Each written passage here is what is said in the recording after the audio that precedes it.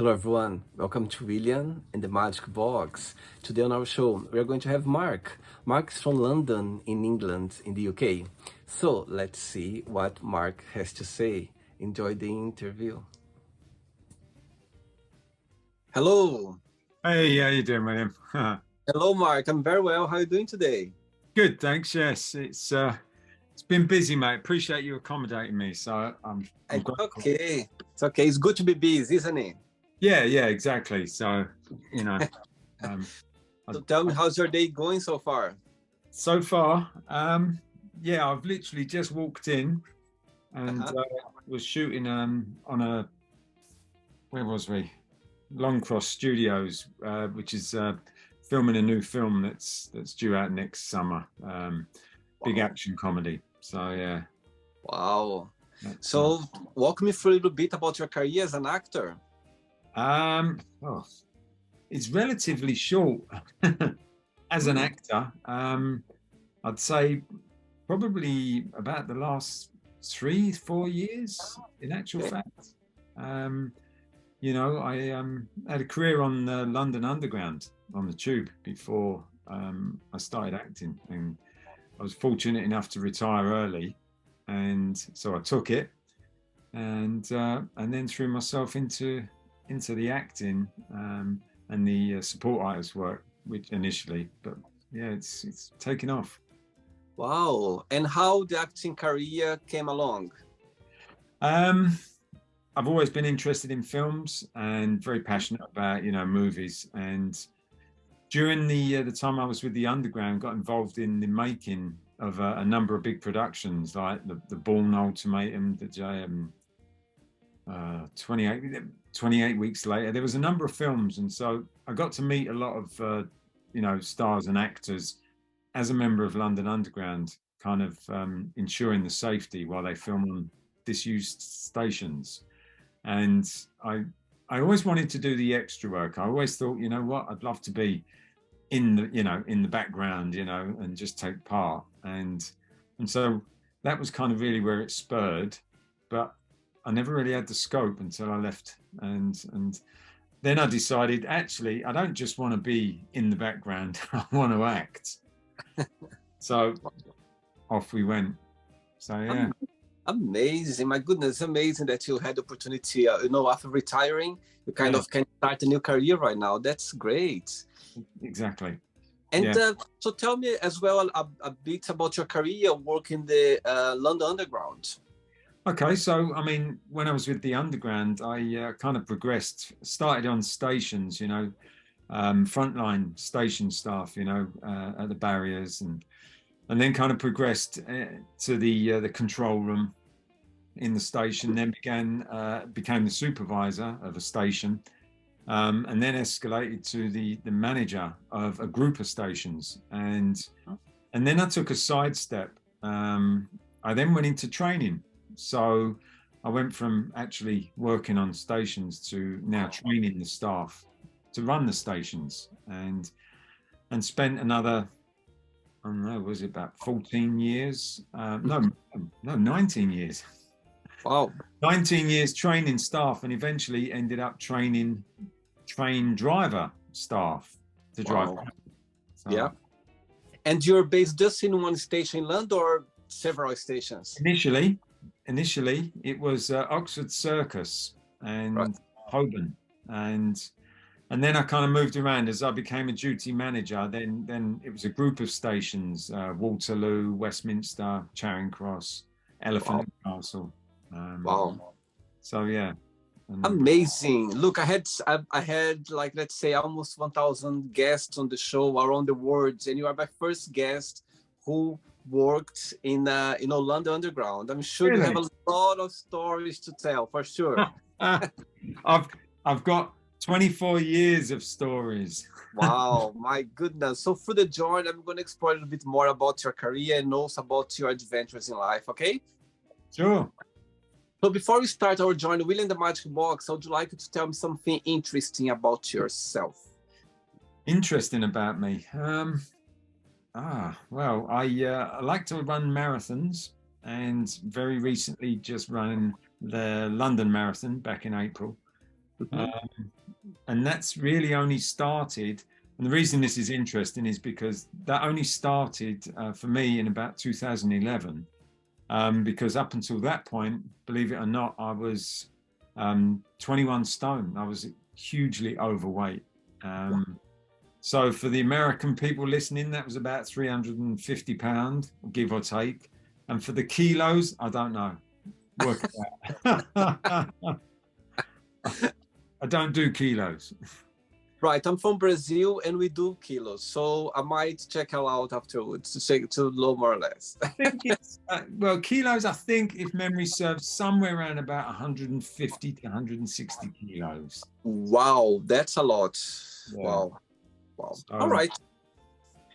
Mark, are you ready to go on a beautiful journey through your memories in life and to share your point of views? Let's go. Amazing. Welcome to William and the Magic Box. So, go for it.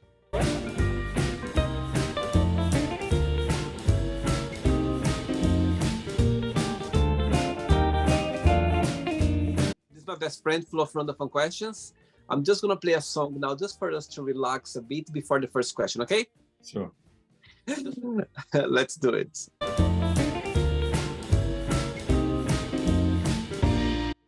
Hey, Mark, during the game, if it comes up a question that you don't want to talk about for some reason, you don't want to answer, always can change, okay? Okay. Right. First question for you is, what's the best advice have you ever received? The best advice? Where do you start?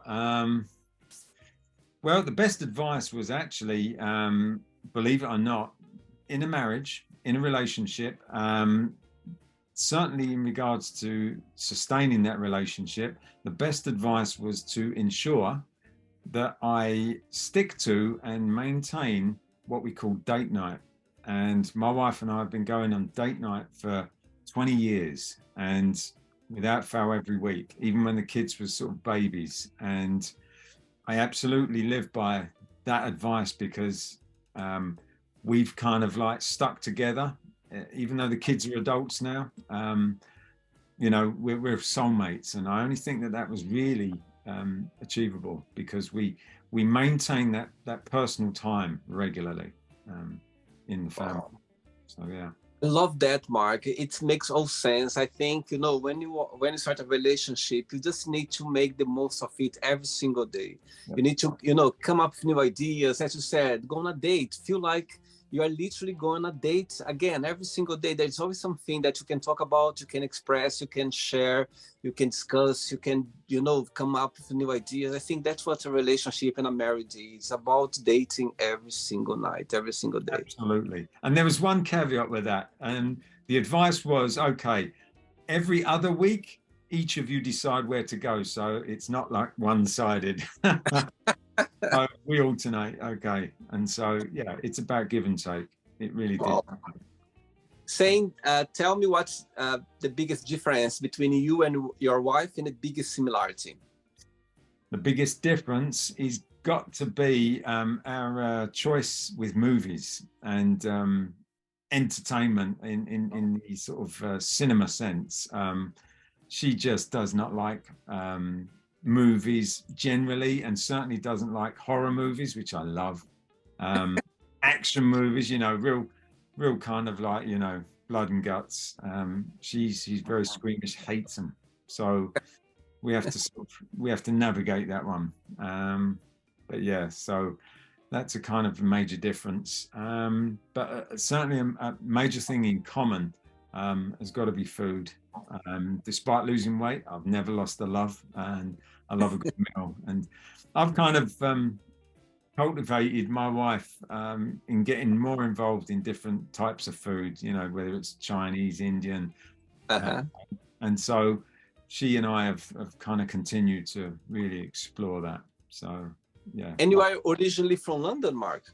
Originally born and brought up in East London. So I'm a Cockney, as they say. I speak two languages. That's English and Cockney. Amazing. Very good. Next question. All right, Mark. Next question is, talking about relationship, tell me, how would you describe a perfect friendship? Perfect friendship. Personally, that would have to be based on a degree of compatibility. The perfect friendship would be, for me, somebody who shares a group of similarities, not maybe just one thing. So, whether it be intellectually compatible, mentally compatible, we have the same kind of ideas and wavelength.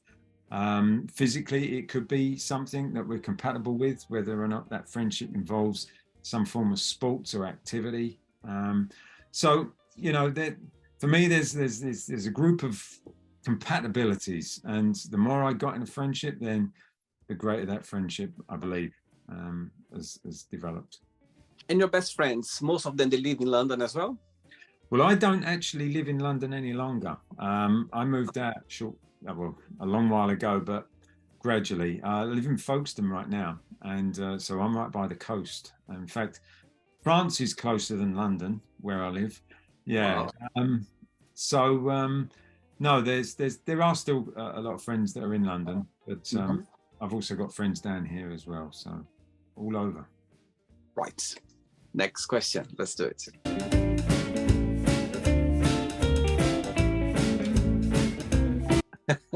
So before the next question, tell me, through those 20 years you're working for the London Underground, over 20 years, yeah? Tell me, what did you like the most? What for you was the biggest joy of it? And the flip side, what through your career you found very, very challenging? I'm going to start with the challenging, because let's get the kind of like the negative stuff out of the way, if you can call it that. But working on London Underground, I'm going to get morbid right now, but it's a reality. Certainly on stations and trains more often.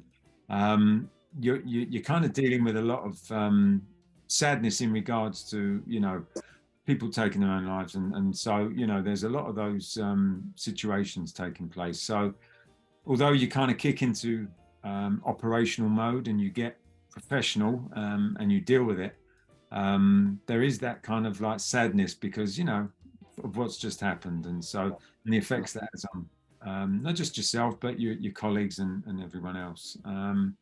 So yeah, that's a kind of downside, if there is one. But the upside is being a trainer.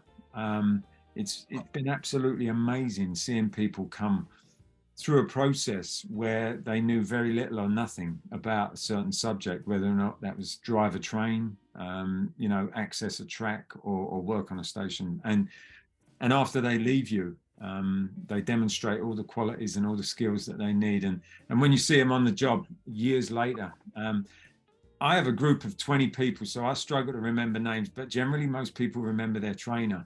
And it's amazing when they come up and say, you trained me. And I always remember your training. And that was just so fulfilling. So that's amazing. You know what? Something came to my mind right now. Tell me, the rule of the London Underground is about stay on the right.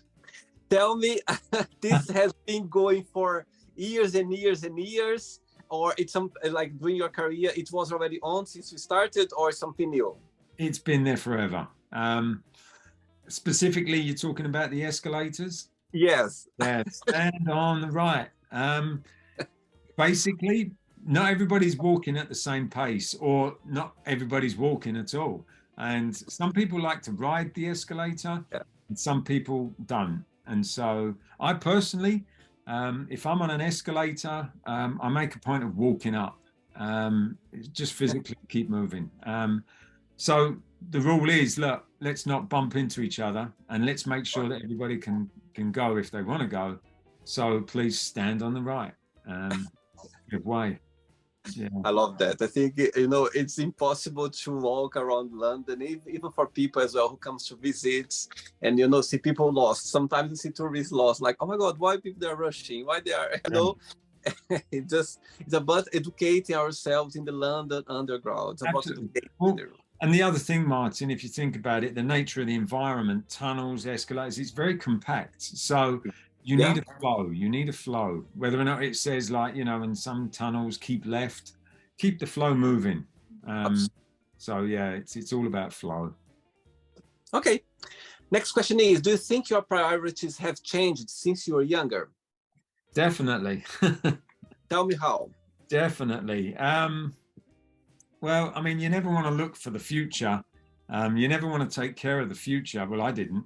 And even to the point when I began working, at the earliest stage a pension became available, let's say, my thought was, well, hang on, no, I'm like 19 years old. I need that money now. I could use that money now. What do you mean put it away for a pension? And it's like, of course, when you get to the age I am now, which is 53, you think, okay, that was a good idea. Yeah.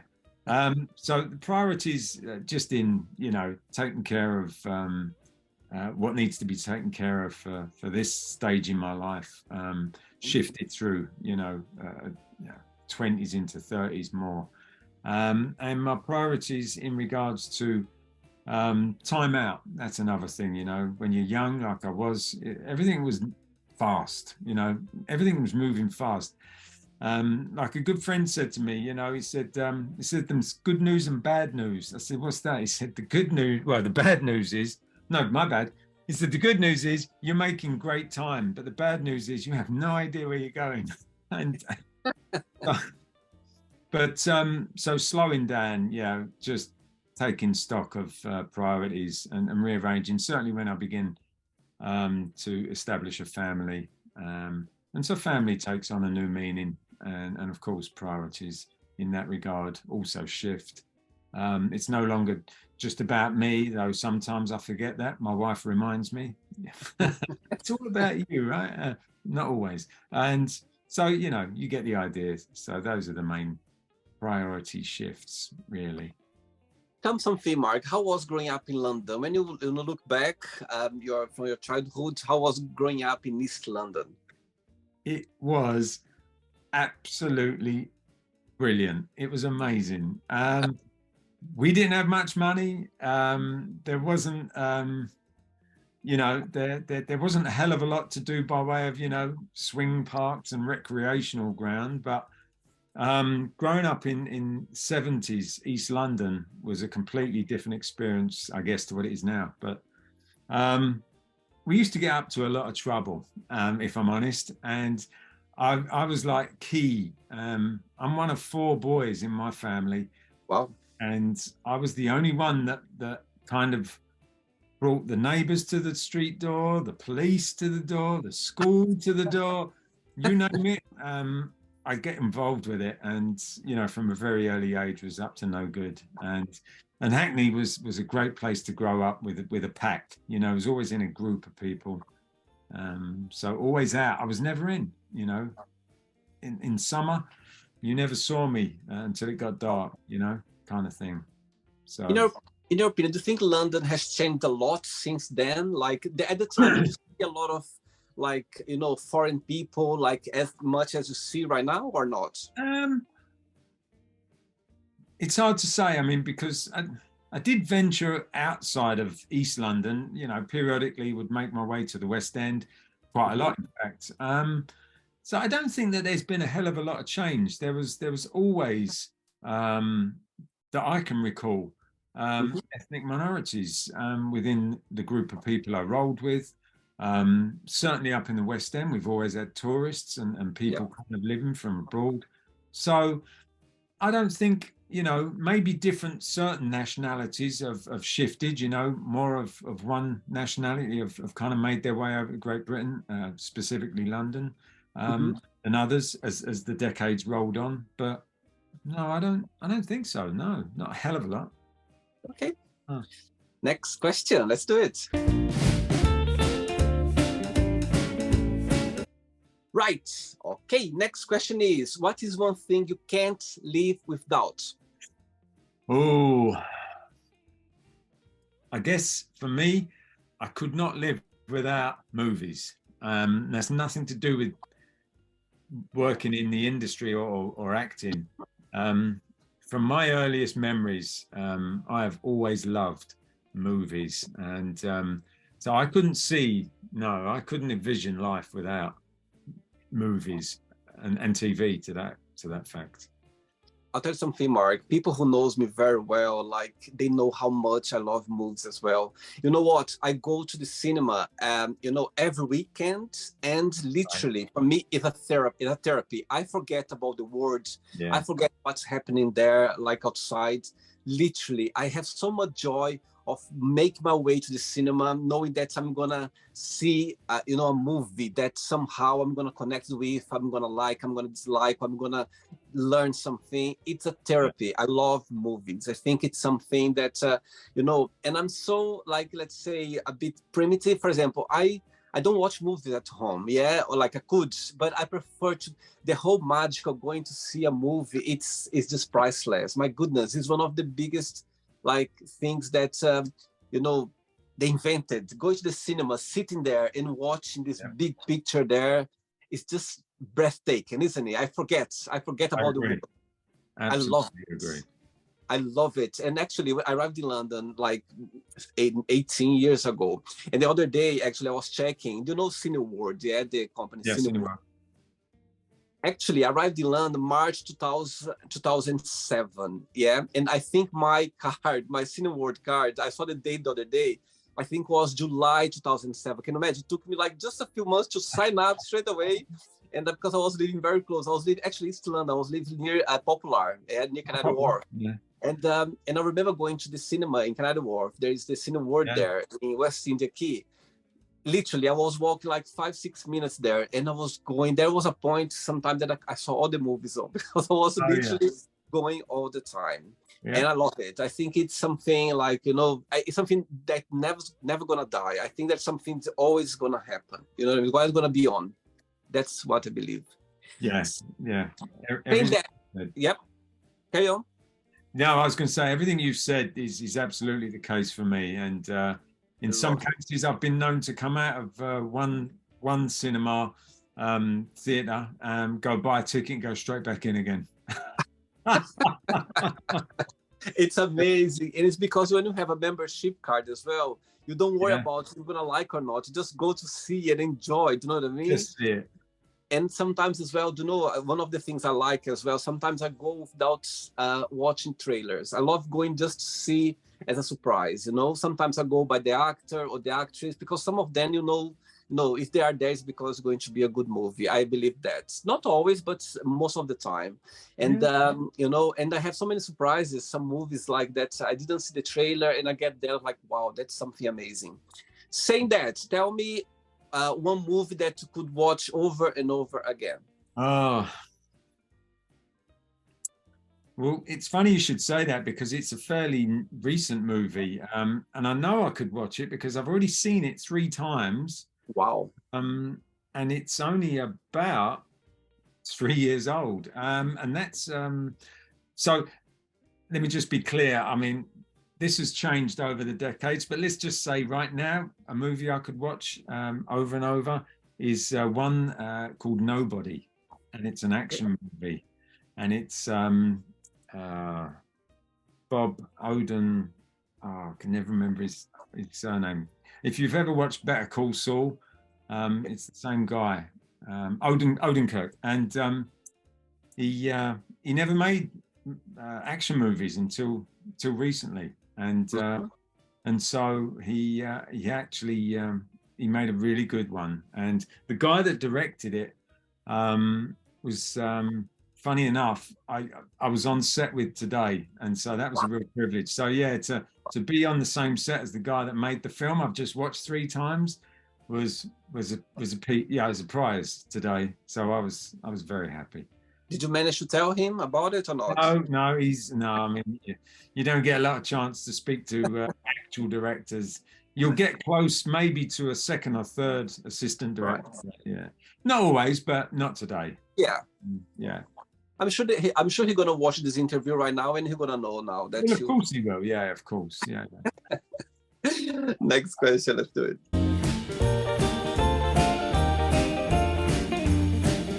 All right, next question is, good question. If you're not yourself, would you like to be yourself, and why?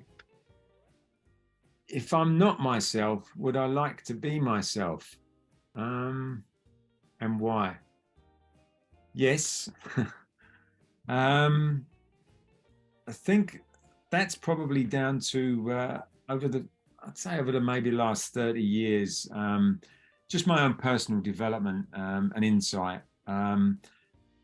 It's kind of like, shifted a lot of my perception on what's important, like you asked earlier, a lot of things in life in general, how to conduct myself in a relationship, how to conduct myself in life in general.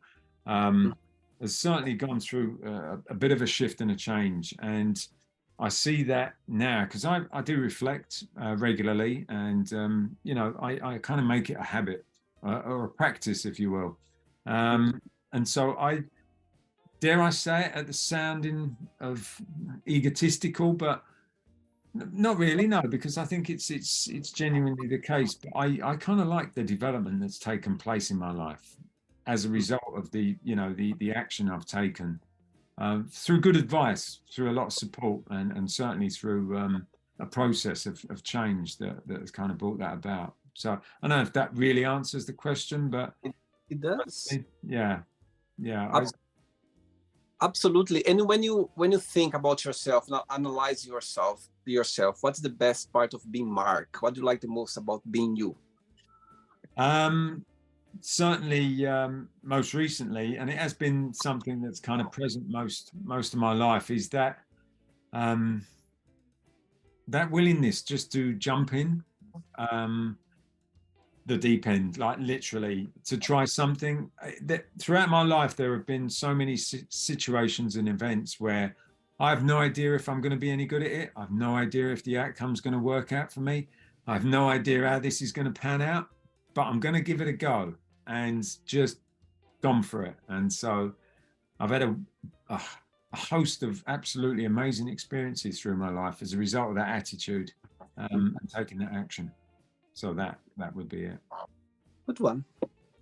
Ready for another question? Sure. Let's do it. Next one.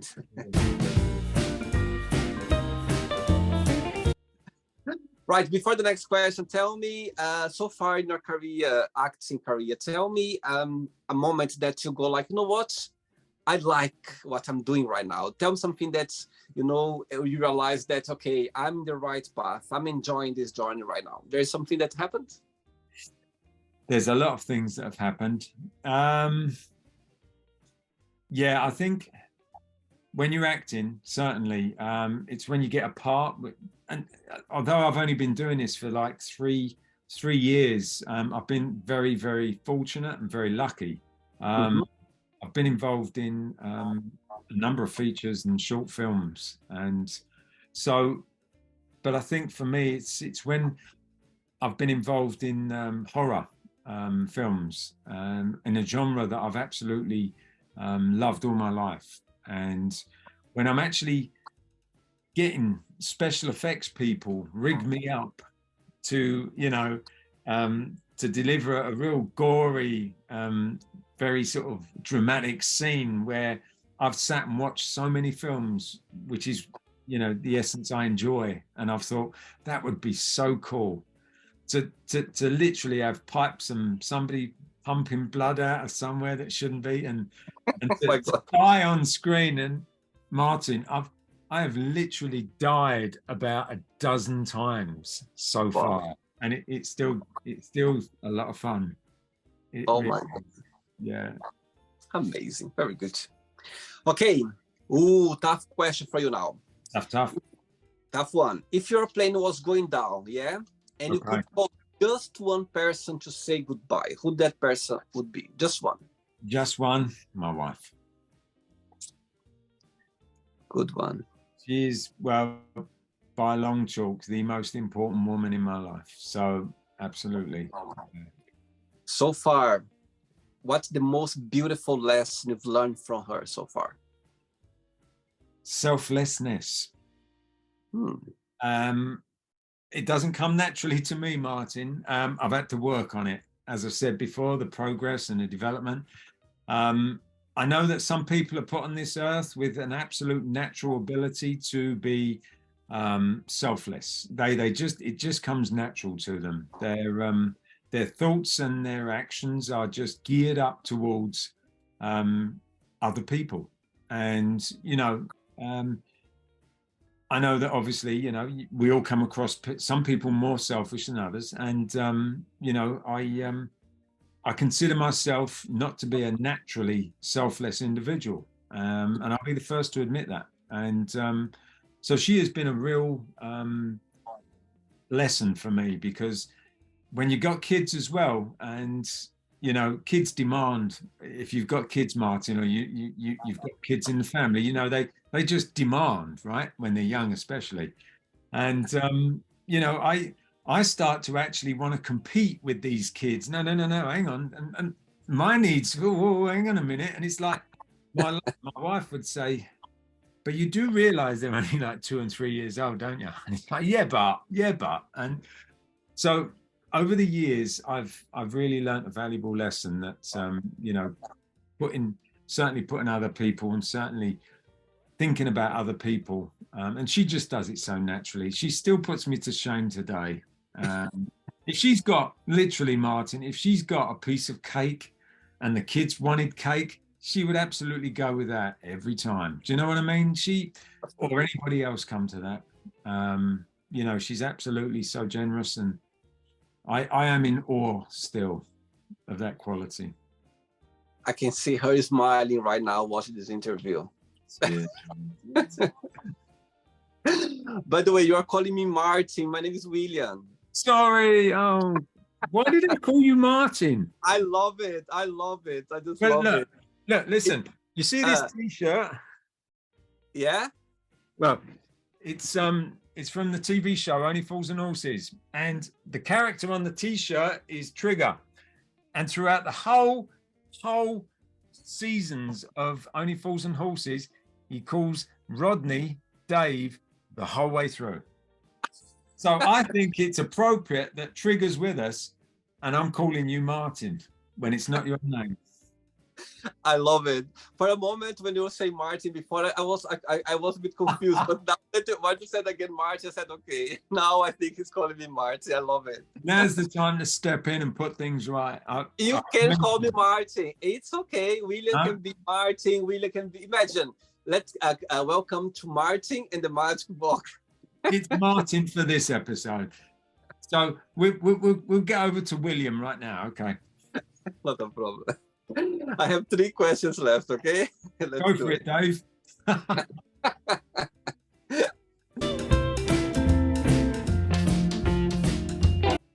Right. Before the next question, I'm gonna ask 3 questions in one. Okay. So the first part of the question is, through your career working in the London Underground, I'm sure you have a lot of stories. Actually, you could write a book about it. You could have a lot of things to put in there. So the first part of the question is, tell me one moment, situation that made you feel sad for some reason, a moment that you go like, you know what, that moment, it took a while for you to get over it. Yeah, for something happened, you saw something. Second part of the question is, tell me something that made you smile, made you happy. Sometimes when you are in the buses, in the underground, the trains, you see things that you go like, oh my goodness, I never thought one day I would see something like that on the tube. People tell so many stories. Nowadays with social media, people post a lot of things and go like, oh my God, how is possible? For me, I remember once I saw someone like cutting their nails, and I was like, wow. For me, it was like, wow, cut your nails on the tube. For me, it was something strange. A friend of mine said that she saw a lady literally shaving her leg. And I said, Will, if somebody told me that, I wouldn't believe, but I saw with my own eyes. Okay, so the second part for you is, tell me something that made you like get, okay, my goodness, I never thought through my career I would see something strange, something, interesting that happened. The third part of the question is, tell me something that happened through your career that it touched your heart somehow, yeah? Made you feel like, you know what, I feel lucky, or I feel privileged that I was here, I saw this, or something happened that you could share. So 3 situations. Okay. Well, when it comes to sad, I mean, I don't think anything's more, and I have mentioned it before, and at the risk of repeating myself, and I've had the misfortune of actually reviewing CCTV footage in the instance of, it's extremely traumatic and hugely sad when you see somebody taking their own life. I mean, I don't know. There isn't really anything I've come across since, Mhm. certainly not outside of a personal level, that, I just, because mainly it's like, what possibly could have been going on that would take somebody to that situation.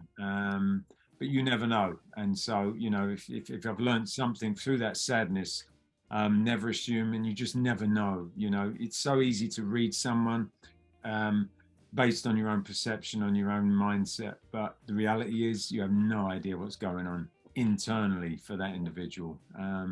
So there is a lesson, and there is some sort of, like, something useful that's come out of something so tragic. So yeah, that would certainly be, that for me. In regards to, the weirdest thing, I think Yeah. the strangest thing. Oh man, where do I start? I mean, from customers, from the traveling public's behavior to the drunken and disorderly.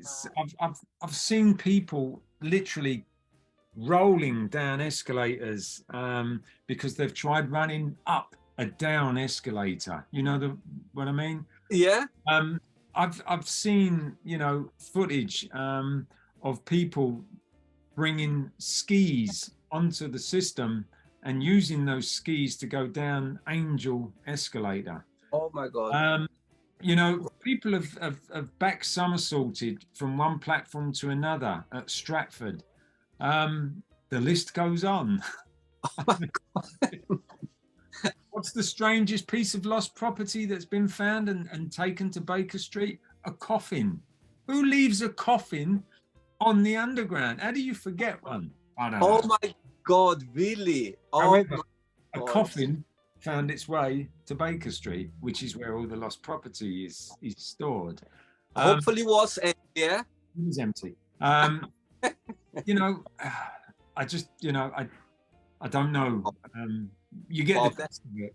no, that for me was I'll never think about a my goodness, a coffin. Oh Uh, wow. we've had some strange lost property. Very Wow, strange. that's something interesting. I'm glad I asked this question. I'll tell all my friends now. Uh, I mean, it used to be umbrellas, but now it's mobile phones. The biggest number, the most volume is. Mobile phone. Yeah, Wow. I've seen people. I mean, this is why we tell people don't stand close to the edge, because if you drop a phone or an AirPod or something, it's natural for you to want to jump down and get it. And I've seen people literally jump down and Oh, retrieve, items. I was driving out of, Tottenham Court Road, I think, station on the Central Line with another driver, and we watch the monitors as we leave the station, so we check the platform as we exit. And I saw a guy run out so fast to try and catch the train. He slipped and then proceeded to slip straight off the edge of the platform onto the track behind us.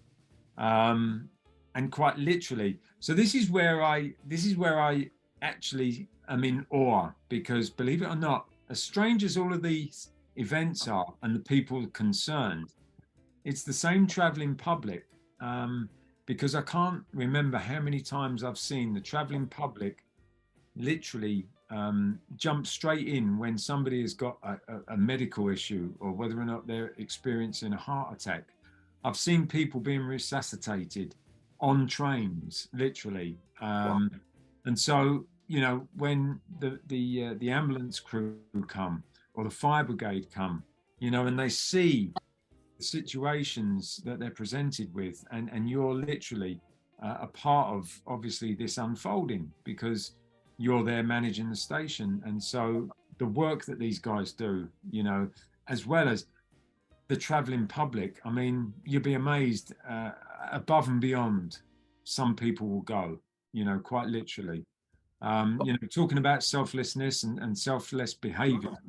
When it comes to the fellow human on the tube, We see a lot of, I see a lot of kind of like, that to use a description, tunnel vision. People are going in their own way and not concerned about other people. But when something goes wrong, there's some real stars out there. So, I've seen a hell of a lot of things in my time. It's good to point this out because, actually I have an interview the other day with a Londoner, somebody who grew up in London and been living in London, and he said that he had a problem with himself, that he was feeling anxious, he couldn't breathe properly, and people literally was passing by him and ignoring, and he could, it was visible that he was, struggling. But as you said, they're both sides. As you said, there are good people there. There are literally, I've seen people literally, checking other people and, stopping their journey to, to assist someone. And I think that's the beauty of it as well. There, nowadays we are busy for our own lives, and sometimes we forget to, to kind of, okay, let's be aware, or let me watch out to see if someone is, needs some help. Yeah. The last part of the question, something that, maybe touched your heart, something that you go like, what, that was sweet, that was something cute, that was, something that you're never going to forget. Okay. Well, I've had a couple of situations where personally,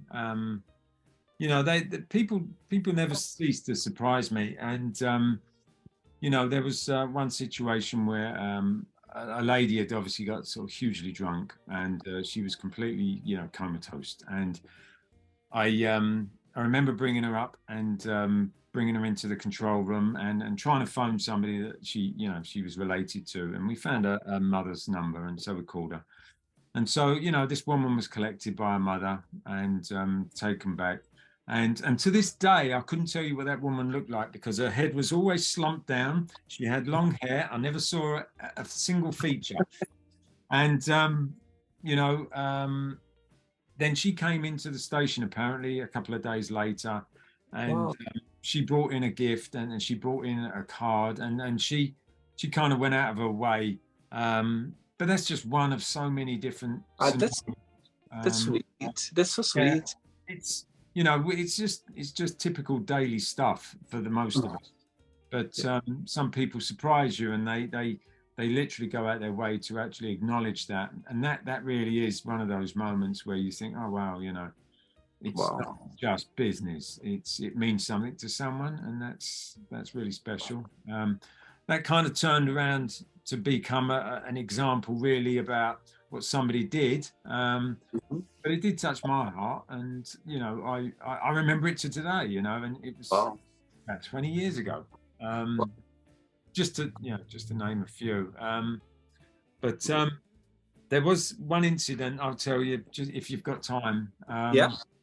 I was working at Holborn, I think it was Holborn, Holborn Station, and we had a group of wheelchair users. In fact, they were the visiting basketball Canadian ladies team in wheelchairs, and somebody had told them somewhere on the station that they could access a tube, that they could exit Holborn Station in a wheelchair. And let me tell you right now, you can't.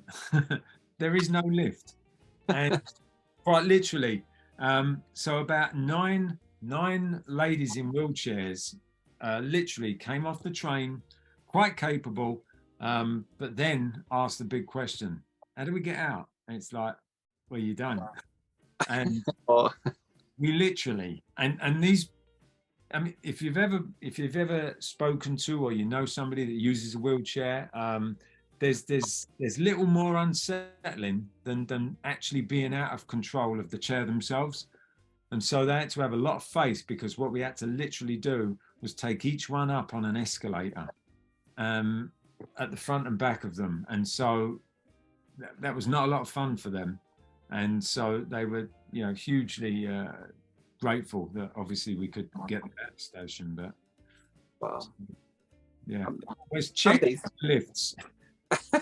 The message out there, and I'm sure people watching this interview right now, they're gonna go like, okay, now I'm gonna be more educated about that information.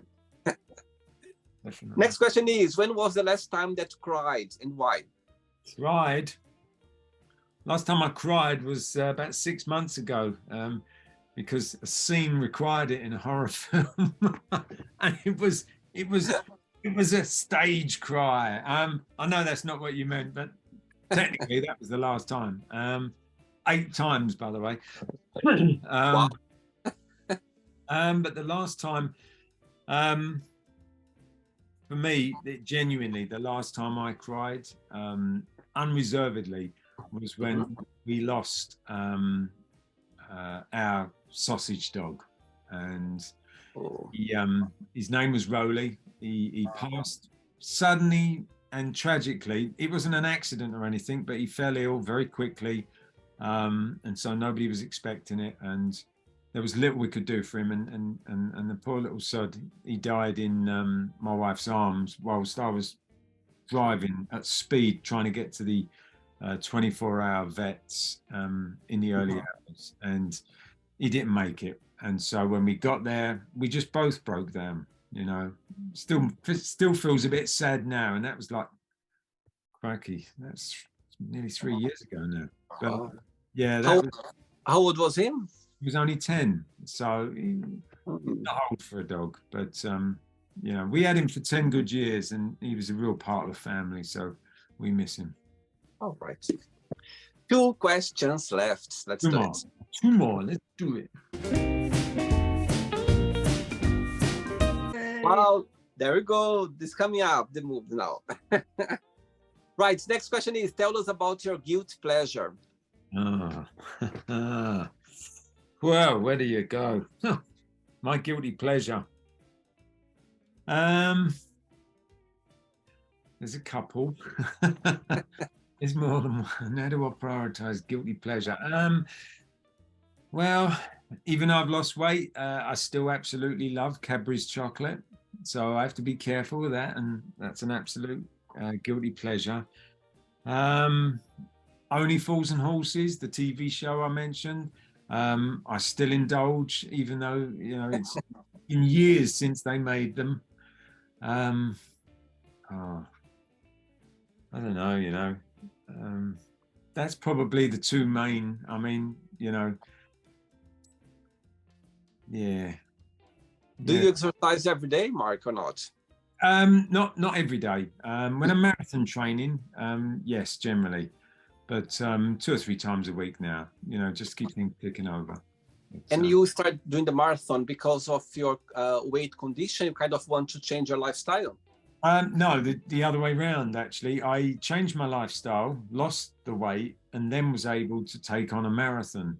And so I've raised, and there's another good reason for working on the underground.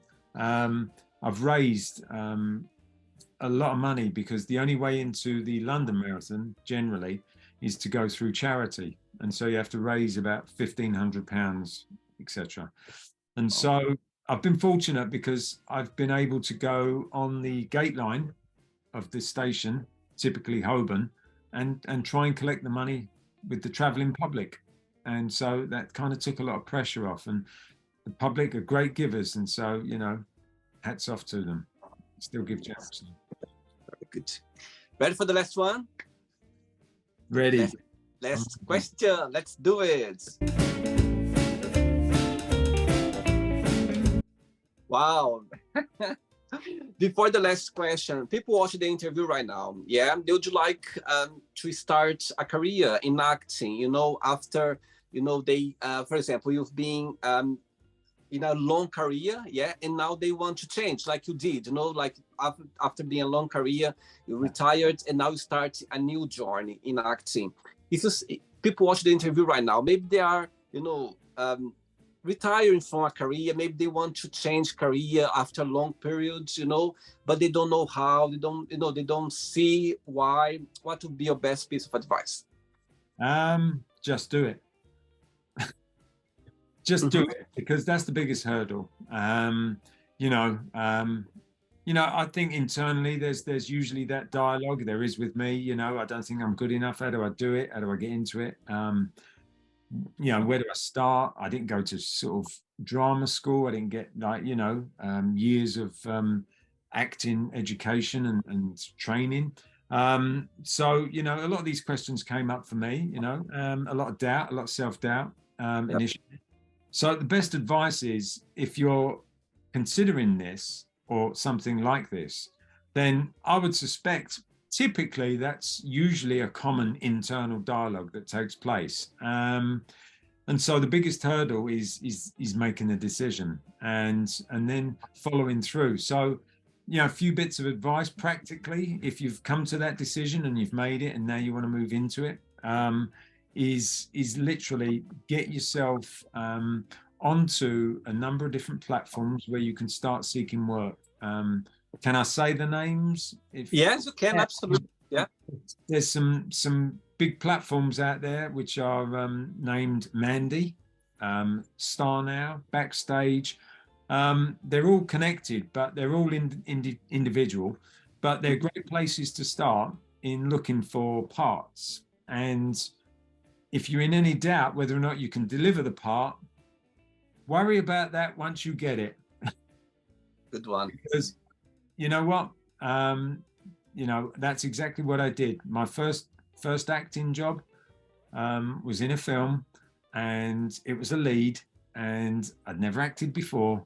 And when the script arrived, I went, "Oh my God!" And I read it, and there was like 24 pages for me across this thing, and I thought, okay, now I need to start figuring out how I'm going to do this. And you know, it sounds a bit ridiculous, but I did actually get a couple of sessions with a coach, an acting coach, 2 sessions just to get to grips with how to deal with the script, and that was a great help. And the rest was kind of learning on the job. So I figured if I'm not doing this well, or if it's not really going well, then they'll soon tell me, and then I'll think about doing something different. So far, I'm just keeping on, you know. It's very inspiring to see someone, you know what I mean, like finishing a long career and start a new one and full of passion and full of energy. I think it's amazing to see, you know, that's what life is. It's about. It's about for you trying and changing and find a different way, you know, explore yourself, give yourself opportunities, give yourself challenges, give yourself, you know, this butterfly feelings that, you know, this fear that we have sometimes. And it's a good start. If you do something in your life and you feel this fear, this butterfly, it's a good sign. It means that you are going the right direction, because if you don't feel anything, it's not the point. So it's a good, don't let those feelings hold you back. See those feelings as a push. You know what I mean? That's how I see as well. Yeah. Be the motivation. Yep. Last question is, what makes you very sentimental? Sentimental.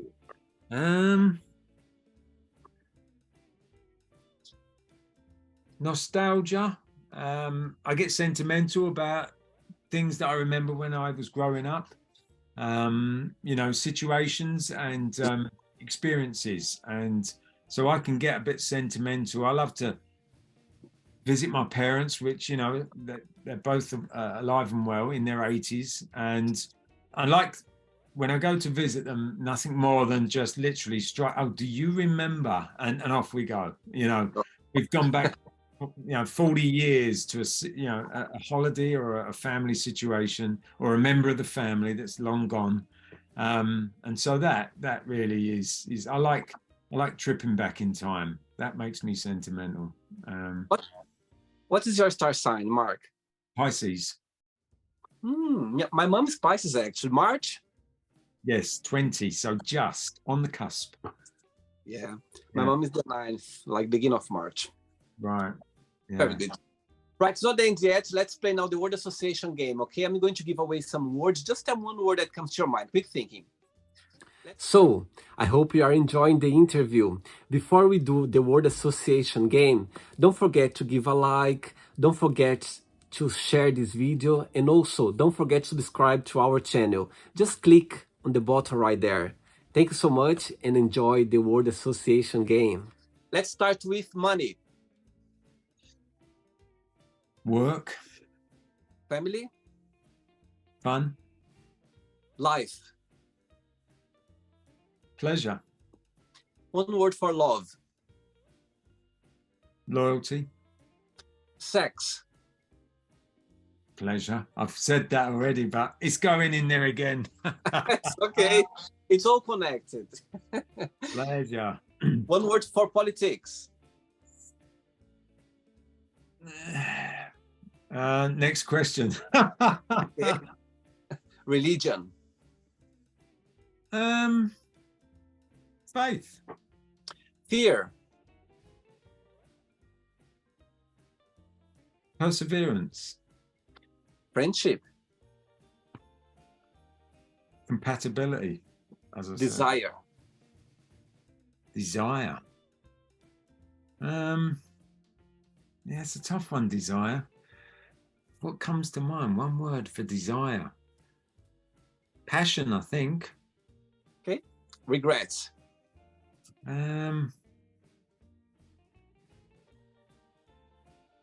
Doubt. Okay. Success. Success. Fulfillment. Wish. Wish. As in, okay. Hopes. One word for happiness. Happiness. Wow, crikey, only a start. Fulfillment, yeah. One word for London. Great.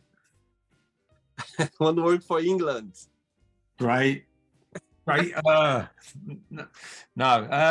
Great for London, yeah. Yeah, I'd say great. I love the country and the city I was born and brought up in. No doubt about it. Absolutely. One word for London Underground. London Underground. Wonderful. And the last one now, acting. One word. Acting. Exciting. Amazing. Let's pretend now I'm going to meet your lovely wife for a coffee, and I'm going to ask her, define Mark in one positive word and one negative word only. What she would say? Spontaneous. And the negative? Negative. Selfish. But we've already established that one. You did. You already explained. You are safe. Yeah, you are safe now. You explained already. Let's play. Actually, if I would ask the same question to your kids, would it be the same answer? Maybe not. So positive. Would it be I'd like to think they'd say fun. I think I'd be safe because we have a lot of fun. So I'm hedging my bets there. Negative can be a little bit. It's along the same lines as selfish, but somewhat distracted. I'm not always alert to when they're speaking to me. I'm in a different zone, or I'm not always paying attention. So when this interview goes live, you pause and you ask them, and after you confirm with the answer to see if it match the answer. Right. Definitely. Let's play now, Mark, in the magic box, and you can ask me a question. But before that, let's play the music one more time. Let's do it.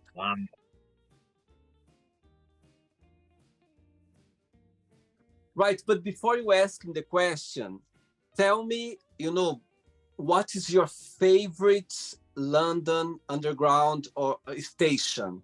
For any reason, what's your favorite one that you go like, that's my favorite station? It has to be Oxford Circus for no other reason than it was the first station I was based at. Wow. It's a phenomenal place to work. I mean, you literally see the whole of London pass through,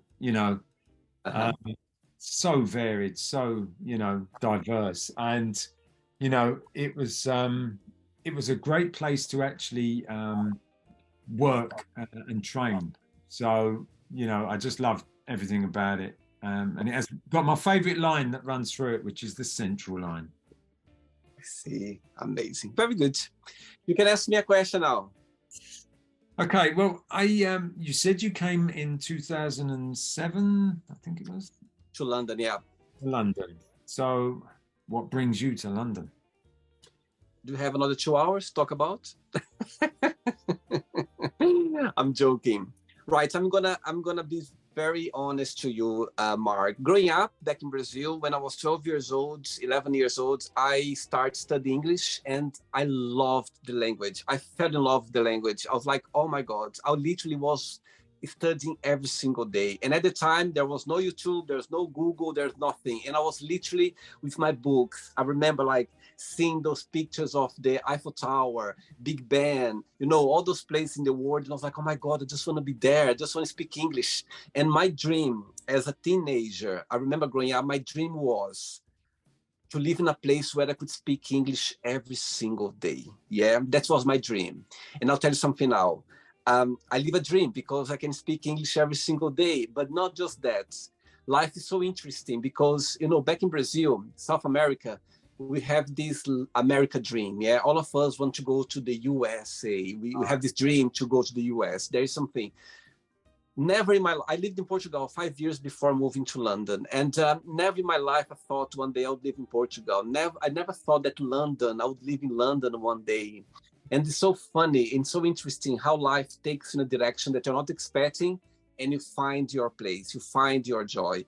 And I must tell you, I meant to be in London. I meant to be here because you have no idea how happy I feel knowing that, you know, I live in London. I feel so great. And also people, you know, like people from other countries, through my journey here, I've been hearing people saying, oh, I don't like London because it's too busy. People there are this, you know, it's too crowded, this and that, which I understand. It can be very, you know, fast. It can be very, but for me, it works well. I love it. I love waking up very early and start this day in this big, beautiful city where you're going to see people from different parts of the world. You're going to, you know, across people. And somehow I feel the time goes faster than usual, but at the same time as well, you feel like you're living, you know, there's a lot of things happening.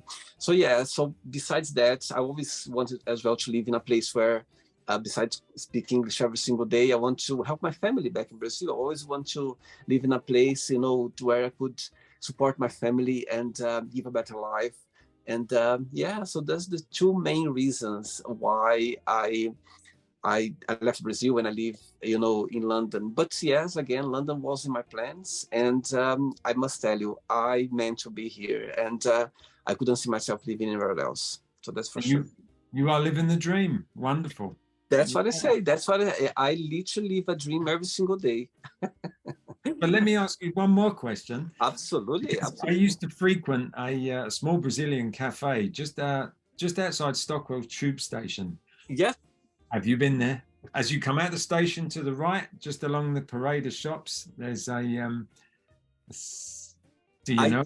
Yes, absolutely. Not long ago, actually. I know there is Stockwell Station. There are a lot of Portuguese place, a lot of Brazilian place. But yes, I've been there. On the right-hand side, you walk like 5 minutes to get there, isn't it? Yes, like and it has seats outside and tables. And oh my God, I literally know. I've been there, let's say 3-4 times I've been there. And yes, it's amazing. I've spent so many nights with friends in there. So we have a connection. It was meant to be. It was meant to be. Absolutely. I've been there actually. And I remember actually the last time, I don't know, it wasn't the last time, because there was, I live in South London, in Stratton Hill. There are 2 Brazilian shops here around, but they're shops. They're not like that place. But the last time I've been to a place where I could sit down and have like a Brazilian food, Brazilian, you know, those Brazilian cakes was there. Yeah. There we go. Either Brazilian music or Brazilian football playing. It was either one or the other. But yeah. Do you know any word in Portuguese? Not Portuguese, no. I never mastered Portuguese. Okay, so I'm gonna teach one. Yeah, I'm gonna teach one. Obrigado, which means thank you. Obrigado, which means thank you. Good one. Obrigado. Obrigado. Yes. Yeah. There we go. Now you know. Now I've got one. There's one in the bank. When you go to the Brazilian place again, after your meal, you go like, obrigado. They're going to appreciate. Did you enjoy the interview, Mark? It's been fun. It really has been fun. I've been looking forward to it as well. So I kind of knew. I did, I checked out a number of your previous interviews. So I knew this was going to be very relaxed and fun. So, and this is exactly the experience I've had. I'll tell you something now, Mark. I don't know what I like the most about the show. It's about, getting to know my guest through the interview. In a million years, I knew your actor because I just looked very briefly. Yeah, so just for me to have an idea about my guest, but I don't look into too much because I like to explore during the interview. But I'm so excited. When you said that you work in the London Overground for so long, I said, okay, I'm going to explore the most I can. That's what I like the most about when I find out that, something that I was expecting. And that for me was like, okay, that's what's been like over an hour now talking, because I get very excited when I know that when I find something new about my guests, when something new come along, that's what I like the most about the show. So yeah, thanks so much for being open and talking about this experience. And I think people watch the interview, they're gonna appreciate it as well, because for sure they've been through London and they hear the stories and everything, and it's so fun to see someone who's been working for so many years and sharing those stories. I think it's amazing. So thank you so much. Welcome. And before you go, if you can share a positive message or anything that you live by. Positive message. It kind of like echoes what I've already said, if I'm honest there, William. You said my wrong right now, William, then. I did. See, it's in. It's like, I need to retain this. It comes in handy when I'm reading script. Martin's gone now. He's gone. He's dead. Long live William. Yeah, I mean, a positive message, briefly, kind of echoes what we've said already, but just go for it. You know what I mean?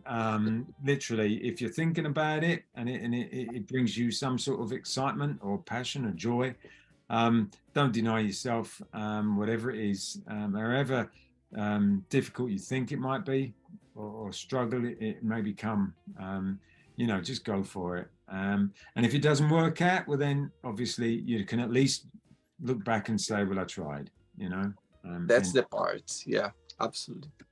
Oh, yeah. Regards to your family, regards to your wife, and you keep in touch, okay? It was a pleasure. Thanks, Mark. Absolutely pleasure for me too, William. And thanks for asking. Have a nice weekend, okay? Take care. Enjoy. Bye-bye. So, did you like the show? Don't forget to give a like, to share it, and also don't forget to subscribe to the channel. And if you'd like to be part of the show as well, first, subscribe to our channel, and after that, just go to our website, www.williamandthemagicbox.com, and send us a request saying why you'd like to be part of the show. And I see you there. Bye-bye. See you next time.